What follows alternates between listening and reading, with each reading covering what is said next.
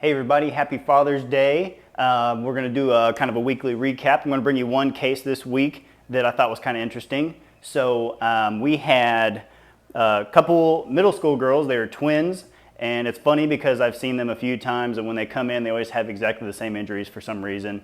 But they're just like almost equal in size, stature, build, everything, and they both compete as hard with each other as they can, and so they typically have about the same injuries.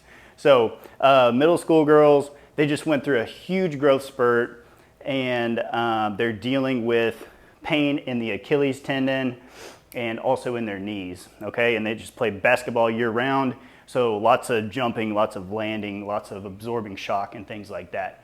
And so we did some muscle testing, a little weak in the hips, but then the big portion came whenever we tested the squat. I always use some kind of functional test, especially the squat, to kind of figure out how mechanics are working, seeing what's happening in some of those movements, okay? So we had them test the squat, and both of them, they would begin the squat and then just hit a wall here where they could not move their shin any further, and they kind of did this butt out, chest down kind of squat, okay? So it went boom, hit a block there, knees were no longer coming forward, and then we got the butt sticking out, and then a big bend forward. So then that clues us in that we need to see what ankle motion looks like, okay? Typically when you see that, it means that their dorsiflexion is limited, and sure enough, we use a test. What I like to do is kick off the shoe. You got to do this barefoot. The official measurement is 1 hand width, okay, or you can do about 5 inches, but have your athlete put their hand up against the wall, bump their toes up against it, and then while keeping the heel down, we want to ideally be able to touch your knee on the wall. And these girls were getting about almost a full hand width from getting to the wall. So we knew right away we had to work on dorsiflexion, okay? If we are shortened here, if we do not have enough length, we're going to be absorbing tons more shock into that Achilles tendon, and after a while it's going to get irritated and flared up, and we don't want that to happen. So let me show you how to address some of that stuff. It's real simple. We need to do both a kneeling or a bent knee dorsiflexion stretch and a standing dorsiflexion stretch, okay? It's so simple. You want to go here, heel down, place your forefoot on a raised surface, and just rock forward till we feel a stretch in the calf, okay? I like to hold this for 30 seconds. We'll do it 3 times, and we want to do that about 3 times a day. There are 2 main muscles that feed into that Achilles. One of them is the gastrocnemius, and we're stretching the gastroc when we do this stretch, okay? Then we want to do the same thing for the soleus, so 3 times 30 seconds, but we're going to come to a kneeling position. Now my knee is bent, and I'm going to emphasize that soleus more, all right? So 30-second hold 3 times. We're working both muscles, or we're stretching both muscles that feed into that Achilles, and we should start seeing that to loosen up. Now if your athlete, if they're coming forward and they're saying, hey, you know what, I don't feel it on the back, I actually feel it on the front, I feel a little pinch or a block here on the front, then we know that perhaps it's the ankle joint that's actually tight, okay? So we can modify, we can rig up a setup here. We're going to loop our foot through. Bring us a little closer. So I have a big thick band on my foot. We're here, okay? And I want to make sure this band is going beneath my ankle bones here, okay? You can hold it down if you need to, rig something up like I have with the weight, but we want to put that up here and lean forward here. That's going to give just a little bit of a push on that joint and help you loosen this up even more, okay? 3 times 30 seconds. Or on this one, if I'm working the joint, I like to kind of pulse on, hold for 5-ish, 10-ish, pulse back off, and then I repeat that 5 to 10 times. So 5-second hold, 10-second hold, repeat 5 to 10 times, okay? We do that on both sides. Same thing, 3 times a day is ideal. All right, so there have been some really good pieces of research lately that also talk about eccentrics when it comes to lengthening muscles, okay? So if we decide that, yeah, we're tight, I'm limited, I feel a stretch here on the Achilles, and I want to lengthen that muscle, another really good way to do this is to set up an eccentric strengthening exercise with emphasis of stretching at the bottom. So let me show you what that looks like.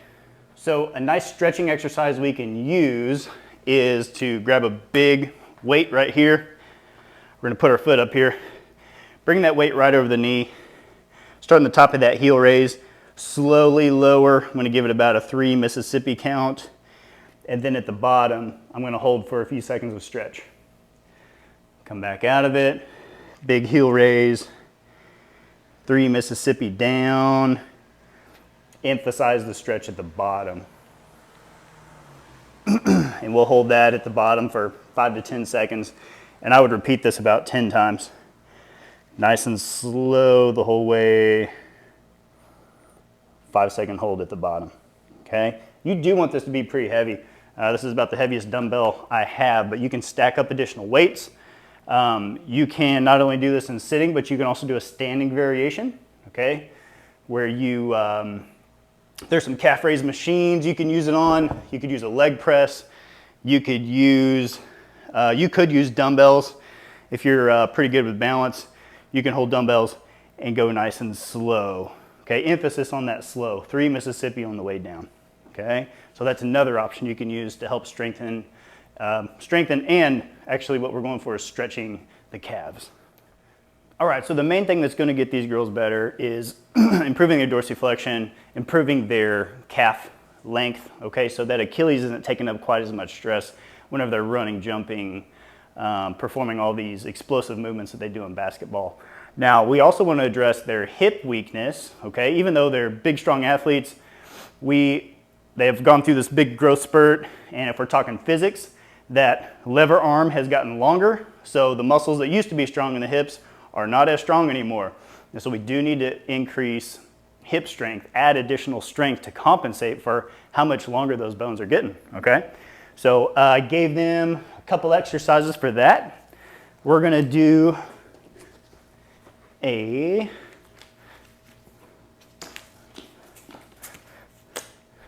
gonna go this side so I don't smash the mic. So we're going to do a side plank, clamshell. We want to create a straight line between our thigh and our side. So we're coming up in here into a side plank. Focus on contracting core. We're going to raise, lower. Okay? Should feel a nice burn in both hips. Okay? This one has to stabilize. This one has to do work. And we'll hit 20 on each side. Now as your athlete gets better at this, we want to add holds. 5, 4, 3, 2, 1. Back down. And then we can maybe do 10 reps per side with the 5-second hold. Start bumping that up to 12, 15, 20. But if you're doing the regular reps, I would start with 20 reps on each side. Okay? And final exercise for hips. We're going to go into a bridge position. So we just want to get feet about shoulder, hip, somewhere between hip and shoulder width apart. I'm pushing out into that band, again, engaging those side glute muscles. And then I'm going to raise these hips up in the air, squeeze for a couple seconds, nice and slow back down, and we'll hit about 20 reps there, okay? Again, judge how your athlete's doing. If this is no problem for them at all, give them a couple sets, okay? 2, 3 sets of 20 should be good for them, and hit them throughout the day a couple times, 2, 3 times, okay? So we've addressed dorsiflexion, we've addressed the hip weakness, and we got these athletes on track to getting pain-free and back to doing what they love without any issues. So if you have any questions, make sure to let us know. See you next time.